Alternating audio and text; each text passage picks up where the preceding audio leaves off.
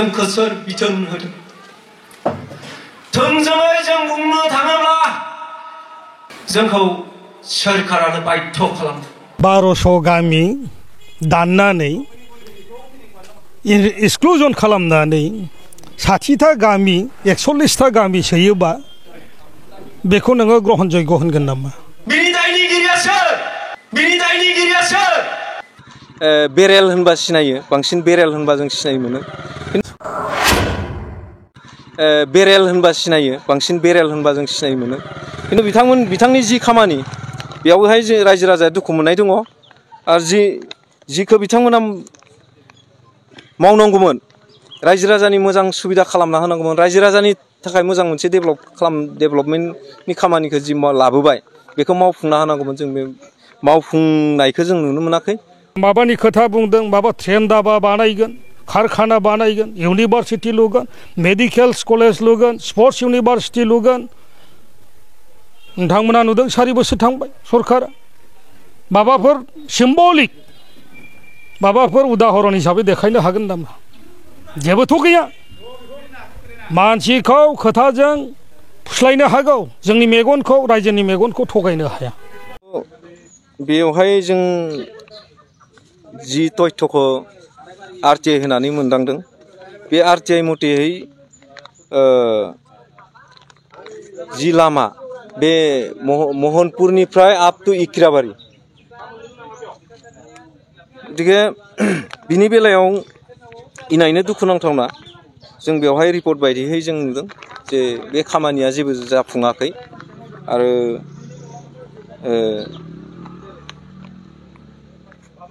बिथांमोना जि टेन्डारखौ बुनानै लाबोदों बेवहाय जोङो जाफुंनाय बेखौ जों नुनो मोनाखै गतिके जों सानसे नायबिजिरफैदोंमोन जे बे खामानिया मा अबस्थायाव दङ जों नायबिजिरनाय बायदियै जों नुबाय जे खामानिखौ जेबो मावनायखौ नुवाखै बिदिनो गोलैसोनानै दङ खामानियाथ' गोबाव समाव टेन्डार जानानै दङ बे खामानिया गोबाव समनिफ्रायनो खुनु एसे एनै मावदों हा एसे एनै गारफ्लानानै बिथांमोना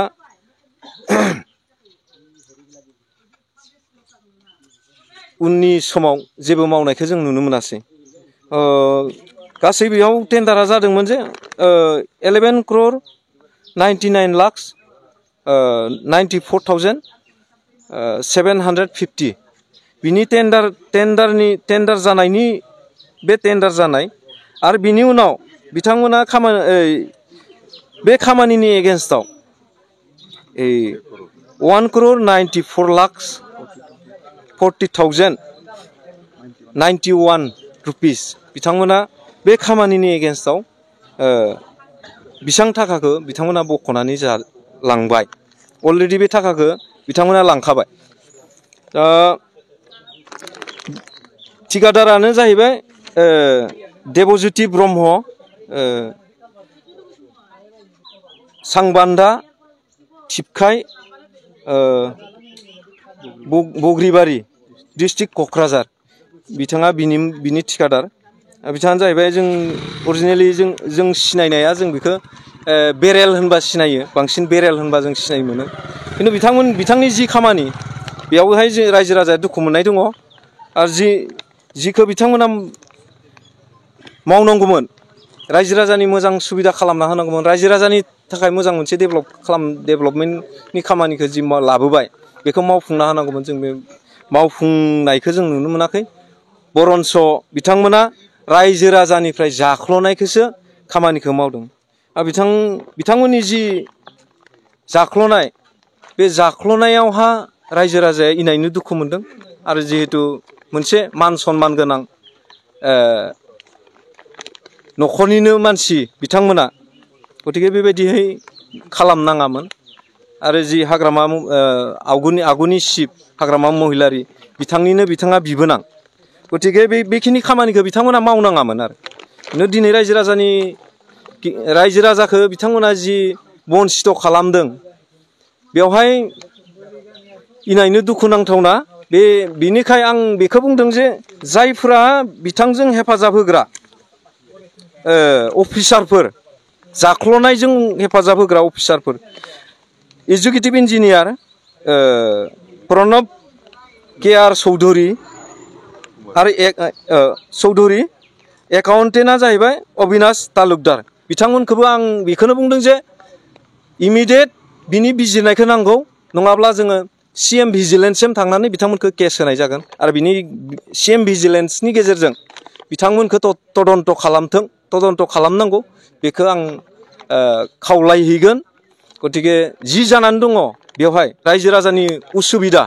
बेखौ थाबैनो सुबिदा खालामना होनायनि खामानिखौ बिथांमोना मावथों जिहेतु बिथांमोना 1,94 लाख थाखाखौ बिथांमोना अलरेडि जाखाबाय लांखाबाय बिनि थाखाय बिथांमोना बे खामानिखौबो इमिडियेट मावना होनांगौ आं बेखिनिखौ खावलायो आरो मानव गेदेर माजबाद समस्तिनि 17 नं माजबाद समस्तिनि जि MLA सरन बर' बिथाङाबो नायबिजिरनायाव बा बे खामानिखौ रायजो राजानि थाखाय मावना होनायाव सुबिदा खालामना होथों इमिडियेट सिद्धान्त लाथों बेखौ जों खावलायदों रायजो राजानि गेजेरनिफ्रायबो बेखौनो खावलायदों जे जिहेतु रायजो राजाया दिनैसिम बन्सित जानानै दङ बिनिफ्राय बेखौ मोजां रायजो राजानि सुबिदा खालामना होथों आं बेखौ खावलायदों बाखि नोंथांमोनाथ' नुखाबाय लामाया मा अबस्था इक्राबारिनिफ्राय आप टु महनपुर जोंहा बिनि गेजेरावहा गोबां दै लामाफोर दङ जि दै लामाफोरा दिनैनि समहालागै थाबायजाया दै देरबानो अखा हाबानो बाना जाबानो जोङो थाबायजाया आरो जि लामानि अबस्था बेफोर लामानि अबस्थाफोरखौथ' नोंथांमोना नुदों दै अखा हाब्लानो हान्थुसे गाहाम हाब्रु हाबो दिनै खिन्थु बे खामानिखौ बिथांमोना हमना लाबोनानै बे खामानिखौ टेन्डार बुनानै लाबोना मावालासिनो थायोब्ला रायजो राजाया बेसेबां खस्थ' मोनगोन आरो दिनैसो 5 बोसोर जानोसै नै 5 बोसोर जाहां जाबायानो ना 5 बोसोर जानोसैयानो 5 बोसोर बे लामाया गोलैसोनानै थायोबा टेन्डार जानायनि उनाव आरो गुबुन मानसियाबो जुदि बेयाव गुबुन स्किम लाबोनानै मावनो हायाब्ला थ' बिनि रायजो राजा बिनि समाजारि बा बिनि बिभिन्न धरननि लामा हान्थिनाय सुबुंफोर बिथांमोननि थाखाय बेसेबां जाल्लायाव गोलैनानै दं आरो खाथियावनो स्कुल दं बेयावबो स्कुल दं स्कुलाव थांलाय फैलाय जोंनि थांनाय फैनाय अखा हाब्ला आदैसे जानो नागिरो अबेबा आरो हाखर दैबानायाव गुगालांबाय बेखौबो UPPL BPF सरकारा जोंनो फैसाखौ हराखै जोङो रायजोनिफ्राय खांनानै जाम्फार गंनै लायनानैसो बै हाखरखौ फबनाय बेयावबो जों बिनानै थांबाय बिनियावबो जोंनो हराखिसै जोङो माबा रायजोनिफ्राय सावथाल बर' फैसा 100 खांनानै जों बेयाव जाम्फार गंनै होनानैसो जों थाबायनानै सोलिनो हानाय जादों ओमफ्राय दा गथ'फोर थांलाय फैलायाव जोंहा बहुद जुलुम जायो मानसि रायलाङो थांलाय फैलायाव जोंहा गोग्लैलाय दुखु जालाङो जों मालाबा बाइकआबो गोग्लैयो फिलफिलायाबो जोंहा एसे गोग्लैनो नागिरो बेनिखायनो जों दा बिथांमोना जुदि UPPL सरकारा बेखौ मावनो जोंनि थाखाय बहुद साबायखर जागोन